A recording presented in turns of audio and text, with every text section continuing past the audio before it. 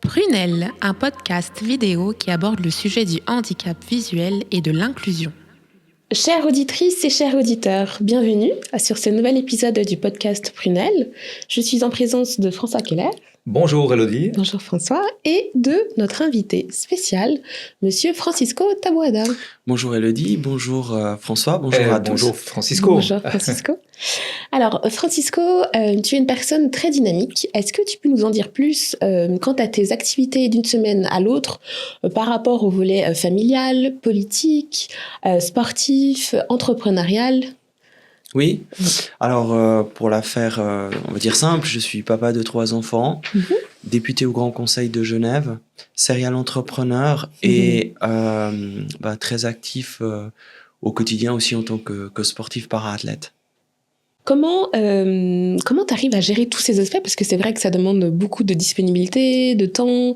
Oui, parce que ça a l'air très chargé en tout cas. Ça demande de la discipline, mais je dois dire que, en fait, pour moi, étant donné, je sais pas, ça vient du côté du handicap de la vue, mais chaque chose a sa place, chaque chose a son temps, et ça s'imbrique parce que simplement, en fait, c'est des piliers dans ma vie, et je crois que je pourrais pas vivre l'un sans l'autre, en fait. C'est des ressourcements. Chaque chose est un ressourcement pour mon quotidien, en fait. Donc, mon engagement social ou associativo-politique est important pour moi dans mon développement personnel. Ma famille, évidemment, c'est mon premier pilier, mes enfants. Et puis le sport, c'est un peu le côté un peu où je vais me défouler, où je vais me lâcher, puis je vais lâcher un peu mes émotions, mes frustrations, ma motivation aussi. Une fois que j'ai couru, après je me sens bien, je suis posé. Et je peux arriver sur le côté aussi plus entrepreneurial et l'ensemble des projets que j'ai au quotidien. D'accord.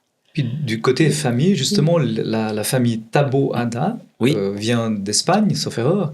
Oui. Et dans quel domaine se sont trouvés les parents, éventuellement les grands-parents ? Alors, j'ai des parents qui ont travaillé, donc qui ont immigré dans un premier temps pour pouvoir purement et simplement pratiquement gagner de l'argent pour me payer les opérations que je devais avoir aux yeux. Mais initialement, je viens du nord de l'Espagne, d'une petite ville qui s'appelle Ourense, en Galice. D'accord. Et mon grand-père, côté paternel, était entrepreneur. Il avait créé une entreprise de transport. Ma grand-mère avait une poissonnerie. Et du côté de ma grand-mère et grand-père maternel, eux, c'était des agriculteurs. Et eux viennent plutôt de l'Estrémadure. Donc voilà, du côté des grands-parents, plutôt des gens qui ont cultivé la terre, qui ont su semer, qui ont arrosé, tant du côté des grands-parents maternels et paternels en fait. Après, les parents ont immigré ici en Suisse. Ma mère a travaillé pendant longtemps dans le domaine du handicap dans une grande institution à Genève, et mon père, lui, alors, était chauffeur poids lourd, responsable des camions dans une grande entreprise aussi genevoise pendant 30 ans. Ils ont tous les deux fait leur carrière dans la même entreprise jusqu'à leur retraite. D'accord. Ok. Tout à l'heure, tu as parlé de ton versant politique. Est-ce que tu peux nous en dire davantage ? En fait, je me suis toujours senti engagé pour les autres. Enfin, pour moi, c'était important toujours de m'engager pour autrui, parce que j'ai toujours estimé que j'avais de la chance d'avoir été accueilli dans ce pays, d'avoir aussi vécu dans une ville qui est accueillante. Et j'ai toujours souhaité redonner aux autres ce que je recevais.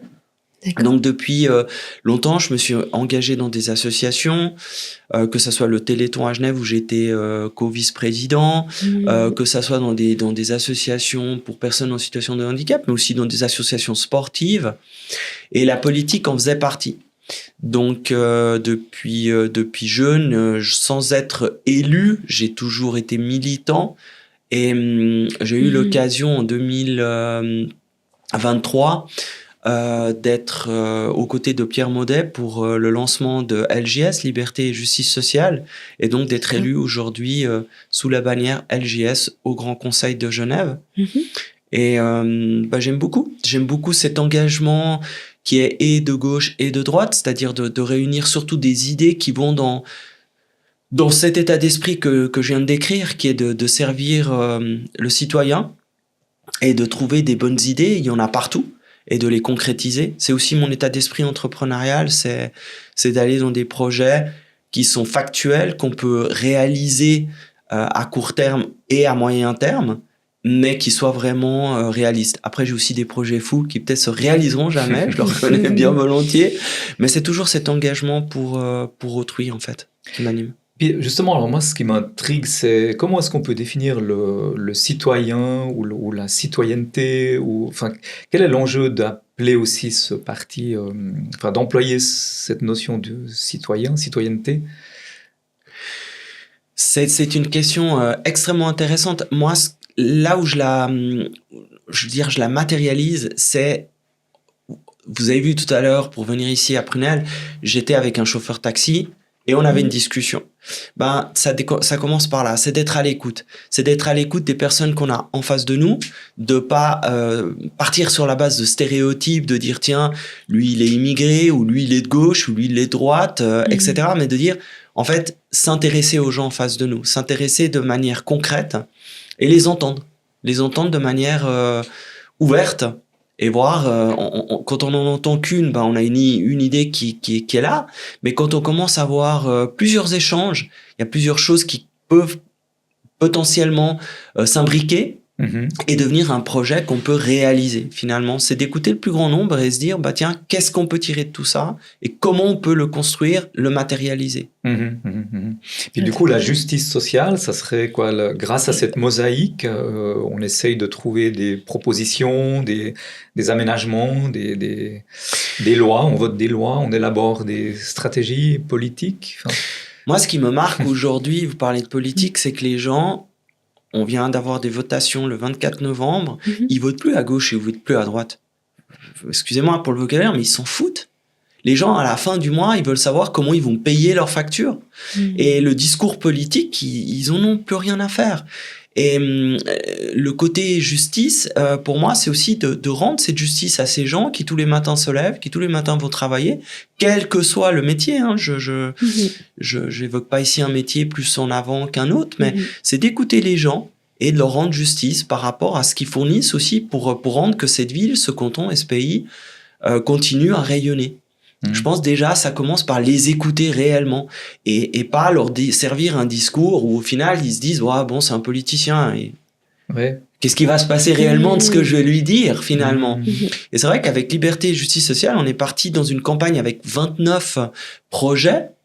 Et aujourd'hui, donc 29 projets dont chacun était porteur, en fait, chaque candidat était porteur d'un projet, voire 2 projets. Le mien, c'était notamment celui de développer un guichet pour les personnes en situation de handicap auditif. C'est la première chose que j'ai fait quand je suis arrivé à la députation. Auditif, spécialement? Oui, spécialement auditif. Ça peut surprendre. Hein. Ouais. Et ben, c'était un jour, Pierre Maudet m'appelle et me dit, écoute, on va aller voir l'association en question qui avait un café qui est le café Vroom. Oui. Et c'était pour moi très, très stressant parce que vous imaginez bien qu'on est dans 2 mondes totalement opposés. Ouais. À la rue des Rois, hein, c'est ça? C'est ça, exactement. Ouais. En face de la tribune de Genève. Et pour une personne handicapée de la vue, son premier outil, c'est l'audition. Et pour une personne en situation de handicap, de surdité ou malentendance, c'est la vue. Donc, je vous cache pas que quand je suis sorti de cette table ronde qu'on a eu le plaisir d'avoir avec Monsieur Maudet, c'est pour moi, j'avais ma chemise, ça m'a beaucoup stressé parce que j'essayais de faire au mieux, évidemment. Et ça m'a beaucoup impacté de voir finalement qu'on pouvait construire des ponts entre ces 2 handicaps, ces 2 problématiques. Et je me suis vraiment attaché à déposer cette motion qui a réuni vraiment tout le Parlement. Ça a été voté à l'unanimité du Parlement. Tout le monde s'est senti concerné. Et voilà comment concrétiser un projet en quelques mois, en fait. Puis alors moi j'ai encore une question, Elodie, si tu me permets. Par rapport à la société aujourd'hui et puis aux tendances qui marquent notre époque, on pourrait dire qu'il y a l'intérêt individuel qui prédomine et puis le côté vertical. Aujourd'hui on a une tendance à dire il nous faudrait des nouveaux guides, des nouveaux leaders, et puis en même temps l'intérêt collectif reste aussi une dimension importante. Parce qu'avant, tu as parlé un peu ni de gauche ni de droite. Mais donc ce centre, on pourrait dire, est-ce que c'est ça qui doit combiner et les intérêts individuels et les intérêts collectifs? Alors, si tu me permets, dans la communication, je dirais pas qu'on est ni de l'un ni de l'autre, mais on est et de l'un et de l'autre. Et c'est ça une grosse différence. C'est que justement, au Parlement, moi, j'ai aucun défi personnel problématique à entendre l'UDC tout autant qu'à entendre la gauche. Et des deux côtés, il y a des bonnes idées qui sortent. Et comment faire des ponts, comment mettre les gens autour de la table pour que justement ces idées convergent et qu'elles se matérialisent. Je pense que c'est vraiment là les enjeux. C'est d'arrêter de camper sur des idées qui sont des idées partisanes. Parce que je suis de tel parti, je dois voter comme ça. Ouais. Non, c'est quel est le besoin du citoyen réel. Mais ce qui aujourd'hui, on a vu que ça a fait éclater l'Assemblée nationale en France. Il y a plutôt de la divergence qui pilote le tout que de la convergence. Tout à fait. Et j'entendais ce matin avant de venir à ce podcast, je crois que c'était hier sur la radio suisse romande, un élu français qui est un ancien maire d'une de, je sais plus si c'est Thonon ou Évian-les-Bains, qui disait je connais la politique suisse et c'est vrai que l'avantage de la Suisse, c'est que vous arrivez toujours à faire des consensus. Et c'est vrai que c'est incroyable. Moi je dis aux gens, mais on a cette culture chez nous où qu'on soit ou de gauche ou de droite, si on prend toujours cet exemple-là, on arrive toujours finalement à réunir les gens et ça prend le temps que ça prend. Alors c'est sûr que ça prend des fois du temps. Des fois quand on est comme moi dans l'action, on aimerait que ça se passe plus vite. Mais voilà, ça prend le temps que ça prend, mais c'est vrai qu'on arrive toujours à un consensus. Et on se parle. Oui, ok. Je serais encore tenté de prolonger la discussion sur ce point. Moi, en tant qu'assuré, payant mes primes d'assurance maladie, je vois passer sur LinkedIn l'affichage des salaires des CIO des compagnies d'assurance. Et Pierre Cohn, entre autres, a relayé ce post qui nous montre qu'il y a à peu près, je crois, 30 à 35% d'augmentation du revenu qui est vers 600, 700 000 francs annuel, salaire annuel du chef d'une compagnie d'assurance. Eh ben, moi, je vais parler un peu au nom de chaque citoyen du canton. Que font les politiques? Caisse publique cantonale, projet concret, matérialisable. Vraiment, je crois qu'on va avoir... il y a un groupe de travail que M. Maudet a mandaté, à la tête duquel se trouve d'ailleurs un ancien élu cantonal brillant, Monsieur David Hilaire, vert, ancien argentier du canton, qui doit rendre ses travaux, je crois, incessamment sous peu. Je crois que c'était d'ailleurs dans ce mois de décembre. Et je pense que cette caisse, elle va remettre, si j'ose dire la chose, ainsi l'église au milieu du village. Caisse unique, hein, donc. Oui, caisse publique. Aussi... Alors pas unique. Ah, public. Ouais, parce que unique, c'est Maillard, c'est Pierre. Oui, parce qu'on peut pas, on peut pas empêcher l'entrepreneuriat. On peut pas empêcher qu'il y ait des caisses qui se constituent.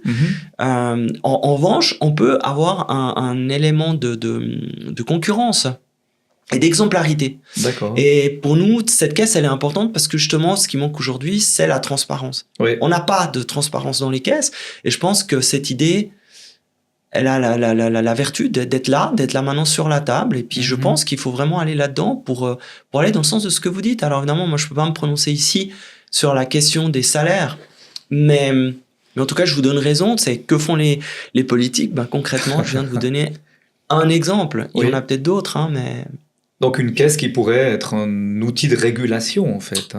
Elle aurait en tout cas cette vertu-là initiale, oui. Oui, ok. Bon. Parfait. Merci pour ce volet politique, en tout cas. Merci. Francisco. Maintenant, on peut passer à d'autres aspects. Ou Elodie, toi, tu aimerais rebondir sur quelque chose? Moi, j'aimerais savoir comment ça se passe au Grand Conseil.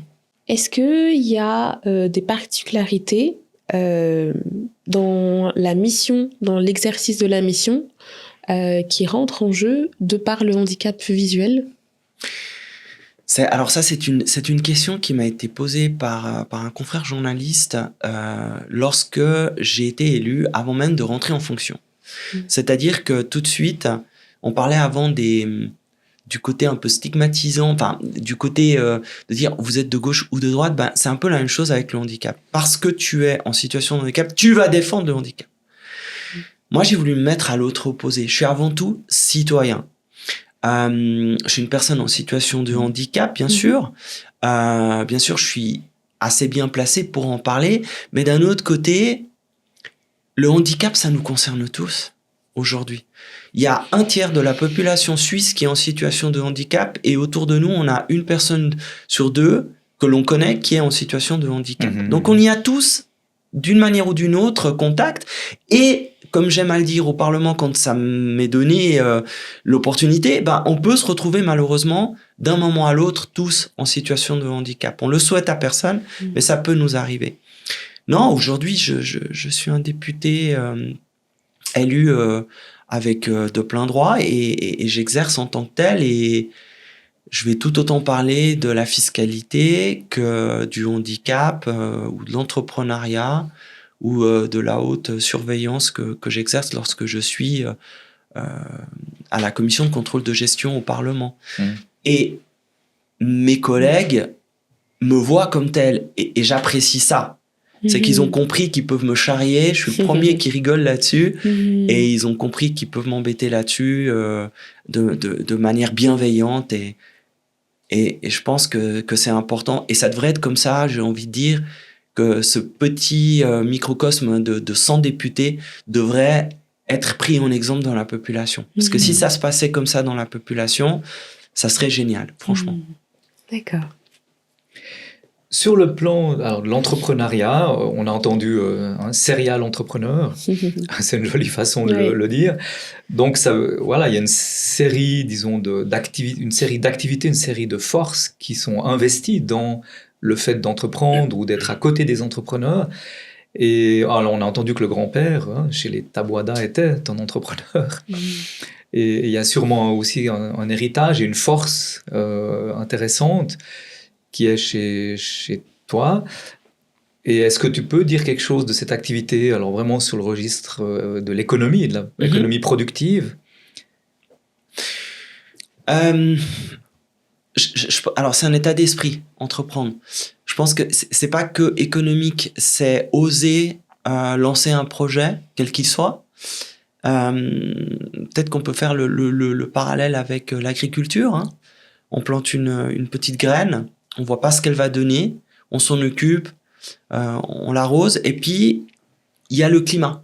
Celui-là, on le maîtrise pas. Hein. Il peut neiger, il peut y avoir de la grêle, et ça peut venir créer des problématiques qu'on n'avait pas anticipées. L'entrepreneuriat, c'est ça. C'est oser y aller, c'est oser se casser la figure, oser avoir ne pas penser qu'il y aura que du succès, mais il y aura aussi des échecs. Hein. Et il y a de l'adversité. Totalement. Et il y a ce côté résilience, de dire on apprend, on se remet en selle et on redémarre. Et ça, je l'ai eu depuis que j'étais jeune. En fait, je ne sais pas d'où ça vient concrètement. Je ne sais pas si on peut dire que c'est génétique ou pas, mais voilà, c'est quelque chose qui m'anime au fond de moi. C'est oser se lancer dans des projets et oser créer ou oser être à côté de gens, les accompagner aussi dans le cadre de leur propre projet, y croire. Et ça, c'est quelque chose qui pour moi est de nouveau, c'est une force intérieure. Je me pose pas la question, j'y vais, je le fais. Ouais. Puis du coup, les conseils alors qui sont apportés à des entrepreneurs ou je pense qu'il y a des jeunes entrepreneurs aussi qui ont besoin d'être. Alors, on n'apprend pas à être entrepreneur. Hein. Non. J'irais presque. On sent la nécessité de développer ou pas. Peut-être certains sentent la nécessité plutôt de fonctionner et de rendre service à travers un bureau, une administration par exemple. Puis d'autres ont envie de se risquer un peu plus à faire des choses. Peut-être avec moins de sécurité. Oui. Mais toi, les conseils ou en tout cas les recommandations que tu pourrais donner à des jeunes aujourd'hui qui ont moins de 30 ans, par exemple, et qui aimeraient se mettre à entreprendre? Alors, moi, alors, si tu me permets, je reviens quelques étapes en arrière en donnant un exemple très concret. En 2002, je me trouvais à l'AI. J'avais fait des tendinites chroniques après avoir fait... j'avais été jusqu'au stade de faire une licence en virtuosité en piano. Et j'avais eu cet échec à la suite de graves tendinites chroniques qui m'empêchaient vraiment de jouer plus de 10 minutes. Alors pour un pianiste virtuose, c'est un petit peu problématique. Et entre deux, j'avais été aux Jeux Olympiques à Sydney en cyclisme. Et j'étais vraiment dans cette phase de vie où ça s'était vraiment cassé la figure, où je me remettais en selle, où je me posais beaucoup de questions. Et là, on m'avait apporté un livre qui s'appelait « L'éveil de votre puissance intérieure » d'Anthony Robbins.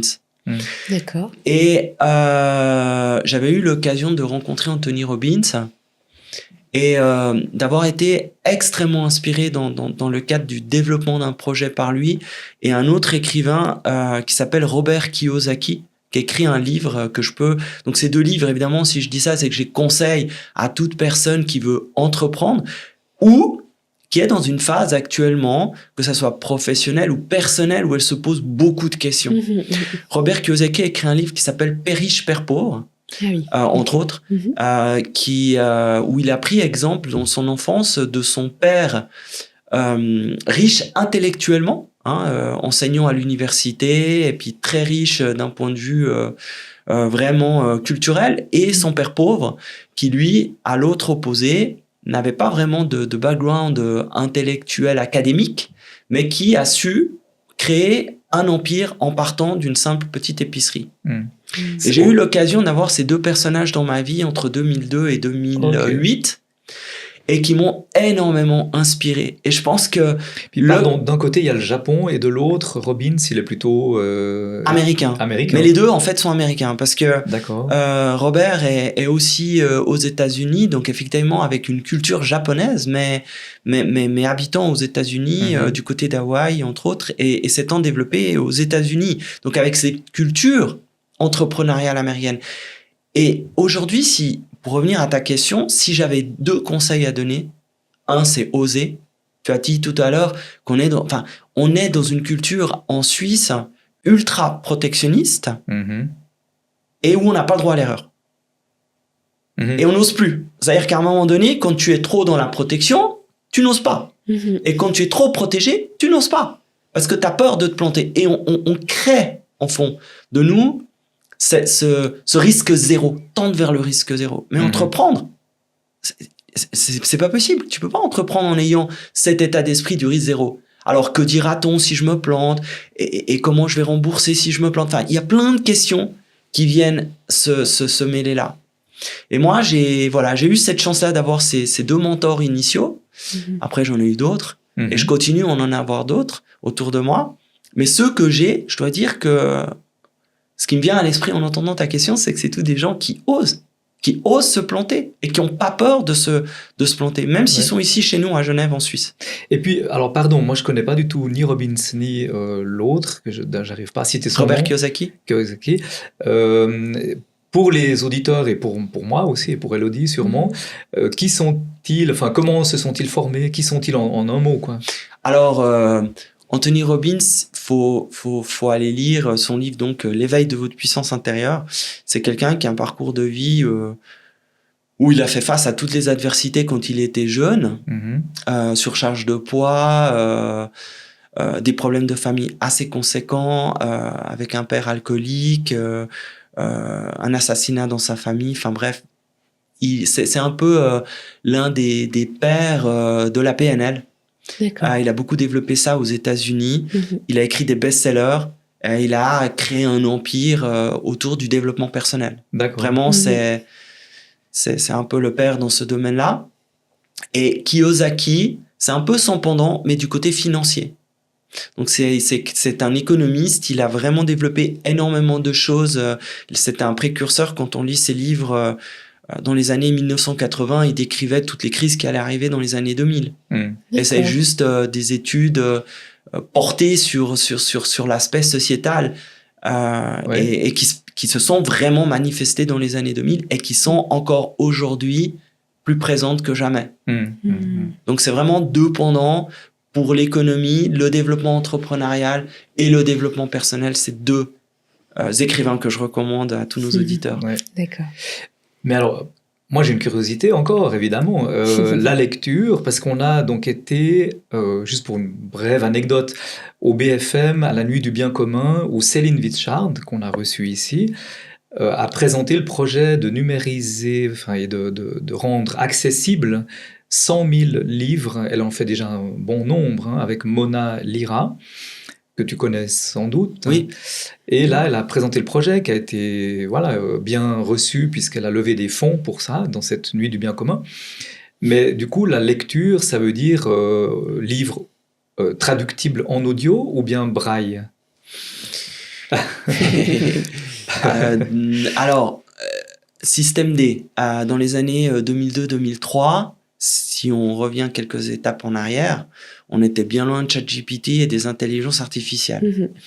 À l'époque, c'était le braille avec ces petits points qui existaient. Et j'aime pas dire que je suis ni un pionnier ni un précurseur, mais j'aime dire que je sors de ma zone de confort et que j'ai peut-être jamais fait les choses comme les autres. Donc, je pense que je devais être un des premiers non-voyants à avoir un iPhone dans les mains. D'accord. Quand j'ai montré ça, on m'a dit, mais il va où? Mais en attendant, aujourd'hui, c'est grâce à cet outil-là que je fais tout. Oui. Donc, il existe plusieurs solutions. À l'époque, c'était vraiment le fait de scanner un livre, page par page, et de pouvoir le lire soit avec la ligne braille. Donc, pour nos auditeurs, la ligne braille, c'est un module qui se connectait et qui continue d'ailleurs à se connecter aujourd'hui à l'ordinateur et qui transcrit en braille tout ce qui se trouve à l'écran écrit en écriture noire pour les voyants, et qu'on peut lire en braille. Après, il y a eu le développement des synthèses vocales et aujourd'hui, il y a des choses magnifiques. Vous prenez votre iPhone, vous le mettez sur une page et puis il vous dit ce qu'il y a dessus et c'est instantané. Ouais. Donc aujourd'hui, pour moi... c'est quoi? C'est Be My Eyes, par exemple? C'est... Qui est l'application? Alors, c'en est une, mais aujourd'hui, il y a tellement de choses que il y a plein d'applications qui sont existantes. Il y a juste l'iPhone aujourd'hui qui le fait de manière native.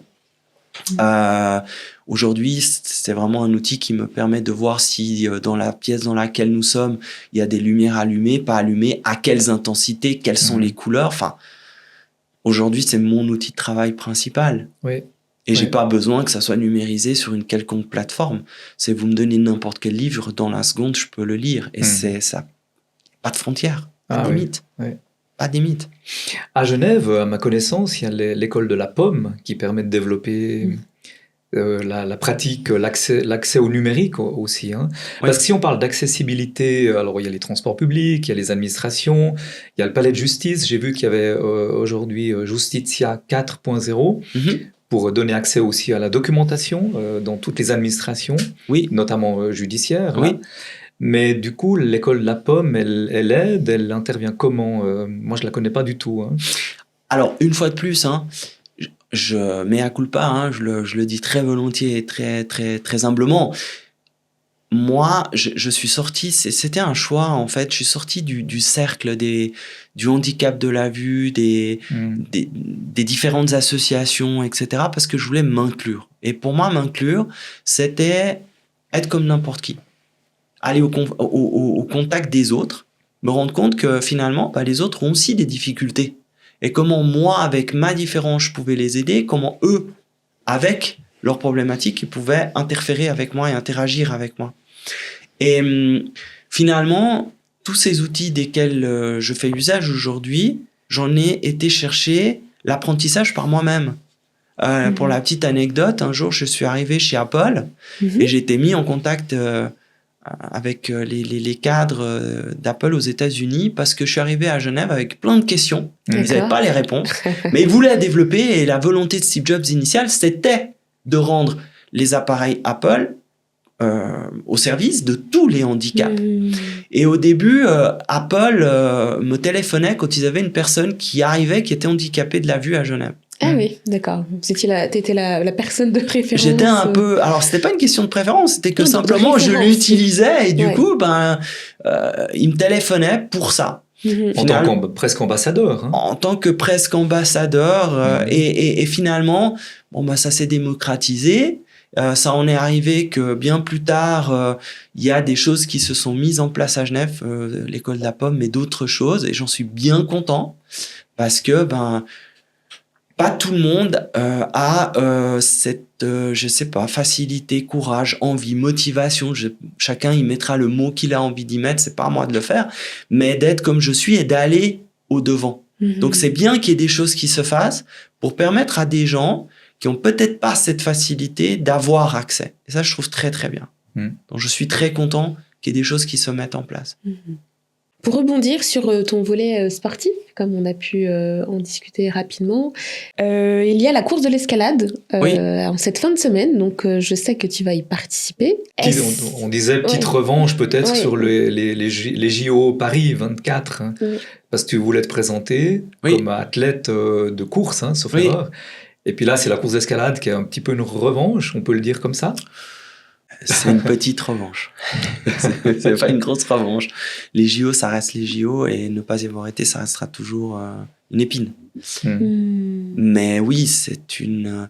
Alors, il y a plusieurs choses dans cette course. Bon, la première chose, c'est que les Genevoises et les Genevois se rendent peut-être pas compte, mais d'avoir une compétition populaire de ce niveau-là, qui mélange les plus grands athlètes au monde, qui viennent courir avec les enfants, les aînés.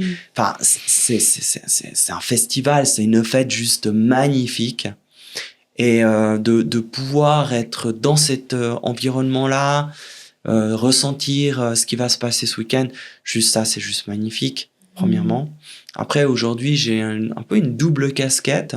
J'ai une association qui m'a soutenu ces dernières années, qui s'appelle Francitius, qui a été initialement constituée pour me porter sur la partie volet administrativo-économique pendant toute ma préparation.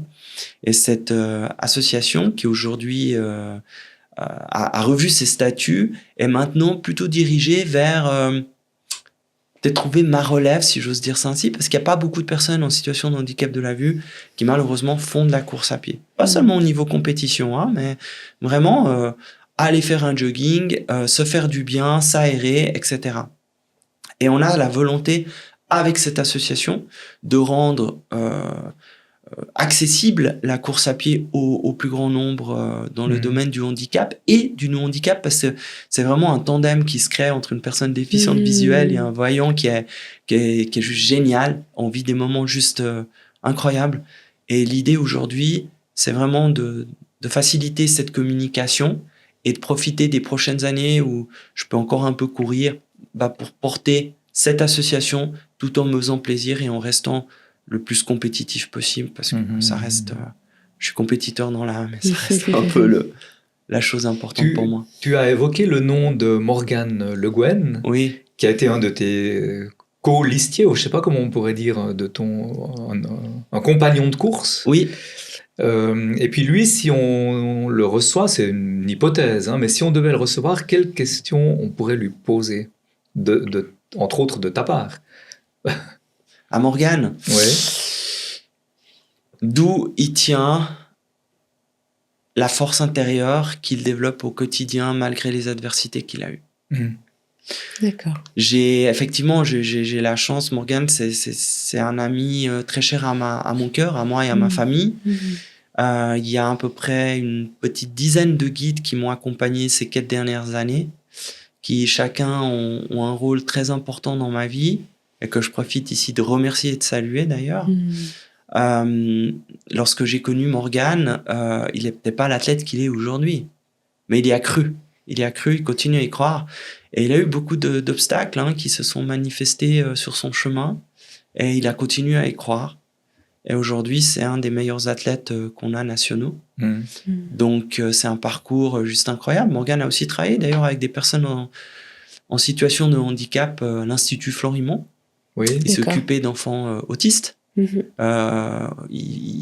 faisait la course à pied le matin et le soir ou à sa pause. Et entre deux, il exerçait avec des enfants autistes, avec toute la fatigue qu'on peut s'imaginer que génère ce genre de profil. Et ça a été très enrichissant, je le sais, pour lui. Et c'est vraiment un être humain et un athlète hors norme. j'ai eu ce privilège et cette chance, je dois le dire, d'avoir des personnes de ce profil-là autour de moi et qui m'ont enrichi au quotidien. Et je suis le fruit de ces multiples graines qui ont été déposées autour de moi et semées autour de moi toutes ces dernières années.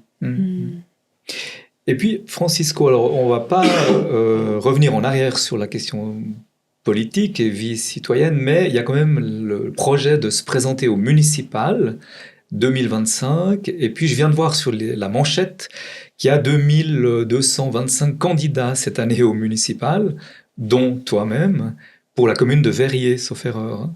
Oui. Et quelle est alors qu'est-ce que ça pose comme question? Qu'est-ce que ça pose comme enjeu pour toi, parce que c'est un point que tu souhaitais aborder? Et surtout, pourquoi avoir avoir cette volonté aussi de s'engager au niveau municipal? À l'exécutif. Hein. Oui, à l'exécutif. À l'exécutif. Alors, il y a plusieurs choses. Je rassure les auditeurs, il n'y a pas 2000 personnes qui se présentent à Verrier, heureusement, sinon ça serait encore plus compliqué que ce que c'est. Oui. C'est vraiment sur l'ensemble des communes genevoises.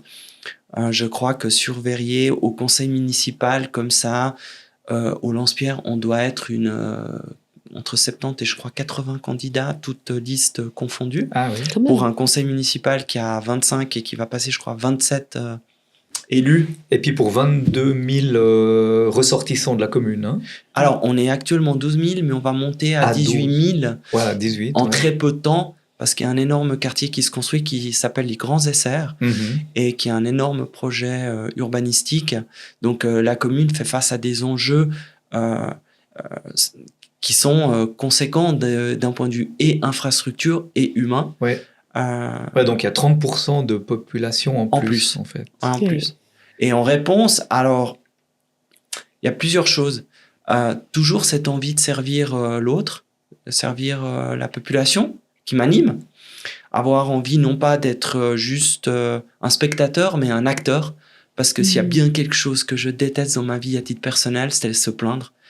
Malgré les obstacles, malgré l'incident que j'ai eu à l'âge de 2 ans qui, à la suite aussi d'une erreur médicale, m'a pris de la perte partielle de ma vue initialement et complètement après, j'ai jamais voulu me plaindre parce que je pense que le monde, c'est des opportunités, la vie, c'est des opportunités et les choses ont le regard qu'on leur porte. Donc, si on porte notre regard sur des choses négatives, on ne verra que le négatif.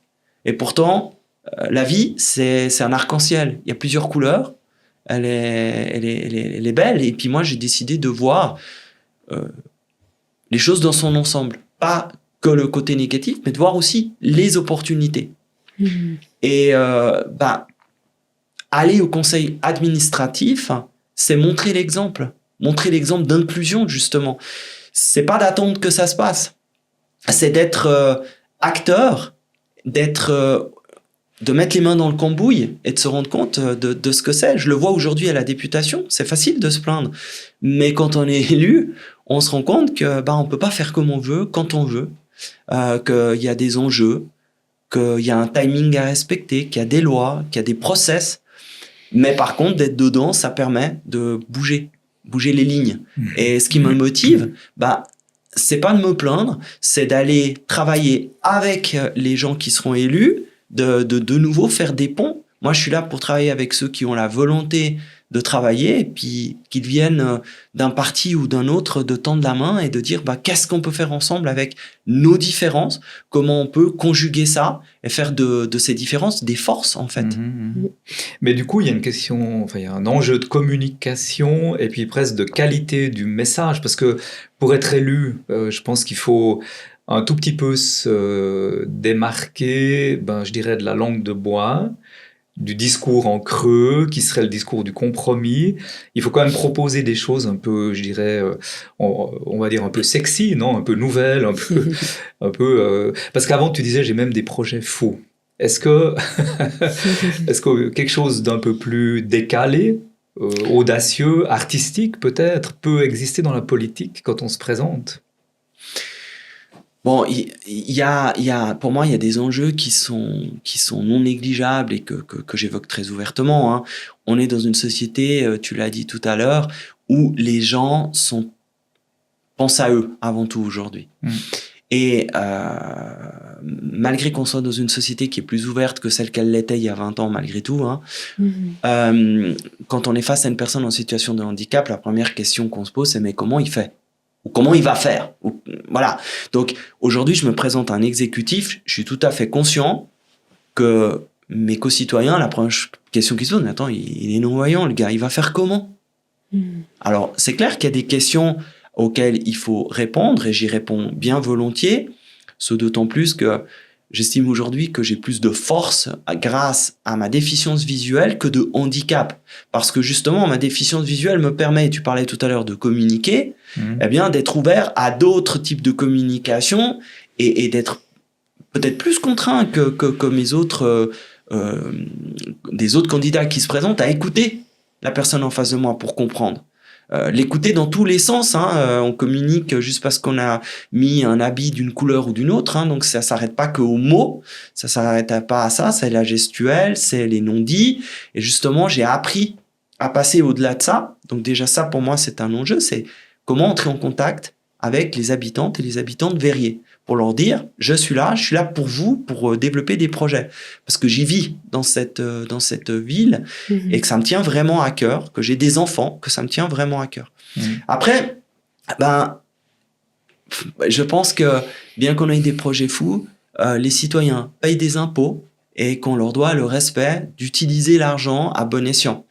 Donc, des projets fous, oui, bien sûr, j'en ai, mais dans un premier temps, à Verrier, ça sera de faire que les mobilités soient plus fluides que ce qu'elles ne le sont aujourd'hui. Et là, qui mieux qu'une personne en situation de handicap pour bien le comprendre ? Parce que quelqu'un qui est valide, il va prendre sa voiture, il va prendre son vélo, il va aller à pied, sa trottinette, ou j'en passe. Moi, en tant que personne en situation de handicap, j'ai pas forcément tous ces outils-là. Donc, pour moi, que ça circule bien, c'est un outil extrêmement important. Et aujourd'hui, c'est vrai que d'avoir le ministre en charge des mobilités qui est un allié de par le fait qu'on fait partie du même mouvement, c'est une force. De pouvoir aller le voir, toquer à sa porte et parler avec lui de qu'est-ce qu'on peut faire concrètement, c'est une force. Mais ça serait par exemple une ligne de tram ou des nouveaux arrêts de bus, ou ça serait quoi ? Alors les trams à Verrier, il y en a eu, hein, ils les ont enlevés comme partout, comme beaucoup d'autres endroits dans le canton.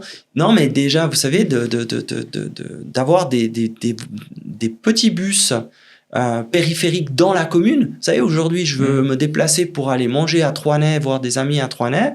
Je dois faire tout un gincana qui me crée une mobilité d'à peu près 1 heure pour aller à 2 kilomètres.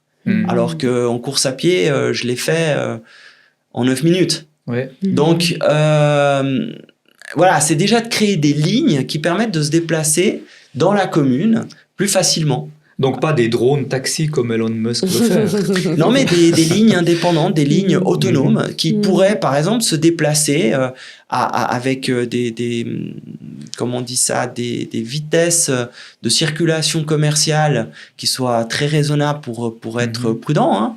Hein. Mais oui, il y a des solutions autonomes qui peuvent être mises en place, des petits bus, des tout petits bus. Hein. Ça serait évidemment pas les gros TPG avec les gros bus que nous connaissons en ville, mais ça faciliterait déjà beaucoup la mobilité. Ensuite, oui, il y a des grandes lignes qui sont déjà prévues. Ensuite, c'est la question de la circulation des voitures. Donc là, c'est pas qu'en ville de Verrier que ça se passe. Ça se passe aussi en ayant une transversalité avec le canton. Et je sais que le ministre est déjà... on l'a déjà bien sensibilisé là-dessus et je sais qu'il est déjà en train de faire pas mal de choses. Après, c'est de la médecine de proximité. Vous savez, à Verrier, aujourd'hui, il y a 12 000 habitants à l'heure actuelle et on a 3 médecins, dont un qui va prendre sa retraite à la fin de l'année. Donc, ça fait quand même un petit peu. On n'a pas de pédiatre. Donc, peut-être de créer une maison de la santé avec une médecine de proximité pour les aînés, pour les mamans qui doivent pas seulement devoir aller au HUG, mais qui puissent être des lieux peut-être publics, privés, des partenariats. Il y a plein de choses, vous savez, quand quand on s'arrête pas juste à des idées partisanes, mais qu'on est ouvert à trouver des solutions, puis qu'on tend la main justement à des gens qui ont peut-être pas initialement que des idées qui convergent que dans notre sens, eh ben, on confronte des idées, puis on trouve des solutions. Et ça, c'est ce qui me motive énormément, en fait. Ouais, ok. Ben, parfait. Oui. Moi, j'aurais encore quelques questions, mais une qui va revenir un peu sur ce qu'on fait maintenant, c'est-à-dire une conversation dans le cadre d'un podcast qui s'appelle Prunelle, podcast vidéo, qui est aussi donc en mode audio sur Internet. Et nous, on souhaite développer à travers ce podcast un outil de communication, mais aussi un outil en faveur de l'inclusion, de l'accessibilité et de l'employabilité. Alors, je sais que le canton de Genève est assez sensible à ça, avec tous les organes du canton, l'Office de l'emploi, l'assurance invalidité, l'hospice général. Et par rapport à cette employabilité, nous, on s'interroge aussi sur les PME qui seraient sans doute partantes, mais qui ont peut-être des freins et qui auraient besoin d'un coup de pouce pour dire allons-y parce que vous êtes gagnante. Et qu'est-ce qu'on pourrait dire à la fois de l'utilité d'un podcast comme Prunelle, première question, et puis du coup de pouce qu'il faut donner aux PME et justement grâce peut-être à un moyen de communication, les sensibiliser, les inciter, les inviter à être inclusives elles-mêmes. Moi, je vous ai parlé tout à l'heure de l'exemplarité, d'être exemplaire, c'est un peu ce que je vise à faire, c'est d'aller au-devant. Et c'est ce que vous faites. Et c'est très important, votre rôle, il est à mes yeux extrêmement vital, parce que c'est de la communication, et que aujourd'hui, peut-être qu'un entrepreneur, il se rend pas compte de la force qu'il peut avoir à engager dans son équipe une personne qui a un background qui est peut-être pas celui qu'initialement il se serait dit intrinsèquement qu'il allait engager. Et grâce à un podcast comme le vôtre, ça ouvre les yeux sur des problématiques et des solutions. Et aujourd'hui, je pense, on en a parlé quand on discutait tout à l'heure de ma candidature au poste de conseiller administratif, il y a beaucoup de non-dits. Et je pense qu'il faut ouvrir ces non-dits et que les personnes qui sont en situation de handicap, comme c'est mon cas, osent avoir un discours sans tabou, mais aussi, et je le dis bien volontiers, mais avec énormément de respect, mais une grande franchise, c'est aussi que les personnes qui sont dans ma position ne soient pas toujours en posture de victimisation. Nous avons en Suisse, vous avez évoqué un certain nombre d'institutions tout à l'heure, qui font un travail remarquable. Mais on a aussi parlé tout à l'heure de cet instinct de protection. Et tant qu'on reste dans cette protection et qu'on est un peu chaperonné, trop chaperonné, bien on n'invite pas les gens à sortir de là. Et pourtant, on a dit aussi tout à l'heure, l'éveil de notre puissance intérieure. On a tous cette puissance intérieure. Mais si on la renferme, elle ressort jamais. Et vous, grâce à ce podcast, vous pouvez donner cette image. Que c'est possible, puis qu'on peut y aller, puis qu'on peut le faire, et donner des exemples. Et je pense que ces exemples, par les différents intervenants que vous avez dans votre podcast, sont importants pour les gens qui sont dans cette recherche d'éveil et qui ont cette force en eux qu'ils doivent réussir à sortir, en fait. Oui, merci, parfait. Pour conclure, Elodie, si tu es d'accord, on pourrait demander à Francisco Taboada si lui-même il a une ou deux questions à poser ou un message à adresser. Aujourd'hui, on pourrait dire on va écrire une lettre ou un mot. Peut-être certains enfants écrivent au Père Noël, d'autres écrivent au Seigneur, d'autres écrivent à leur ami à l'autre bout du monde. Qu'est-ce que, Francisco, toi, t'aimerais adresser comme message ou poser comme question, les deux? Alors, le premier, je dirais, message que j'ai à poser, c'est que aujourd'hui j'accompagne donc des personnes qui souhaitent, moi j'aime dire, qui souhaitent tendre vers l'abondance. L'abondance, c'est quoi? Chacun d'entre nous, on a notre propre abondance. Donc c'est laquelle? La vôtre. C'est chacun qui doit y répondre. Ça peut être de l'argent, ça peut être retrouver un travail, ça peut être changer de métier, ça peut être heureux. Et puis là encore, être heureux, ça veut dire quoi? Chacun d'entre nous avons notre descriptif, nos descriptions. Donc c'est que les auditeurs se posent ces questions-là. Après, moi, je reste bien sûr toujours à disposition. Les gens savent que je suis public, donc ils peuvent toujours venir m'interpeller et je réponds très volontiers, comme je l'ai fait pour Prunelle, aux différentes questions. Mais c'est surtout d'envoyer un message d'espoir, de dire vous pouvez y arriver, ça dépend que de vous. Et quoi qu'on vous dise autour de vous, en fait, c'est vous. Les clés, vous les avez en vous. Et à quelques semaines de Noël, le plus beau cadeau que les gens peuvent s'offrir, c'est de croire en eux. Et de se donner les moyens de croire en eux. D'aller chercher les mentors, les personnes autour d'eux qui peuvent leur donner cette énergie. Mais finalement, en fait, c'est eux qui ont la force en eux. Faut juste on parlait de mes origines, de l'agriculture. La graine, ils l'ont en eux. Ils doivent l'arroser. Et même s'il y a du vent, même s'il y a du soleil, même s'il y a une tempête, même s'il y a de la neige, continuer à la cultiver au fond d'eux. Parce que c'est grâce à ça qu'ils vont y arriver. Ça, c'est un peu le message que j'aimerais faire passer aux gens. Oui. Eh ben, c'est top. Oui, merci. En tout cas, vous remercier pour ce moment et puis tout le travail que vous faites qui est juste génial et puis qui donne justement aussi une partie de cette énergie. Merci. C'est la note de conclusion. Ouais. Merci beaucoup, Francisco. Et Merci. et à bientôt. À bientôt. Bientôt.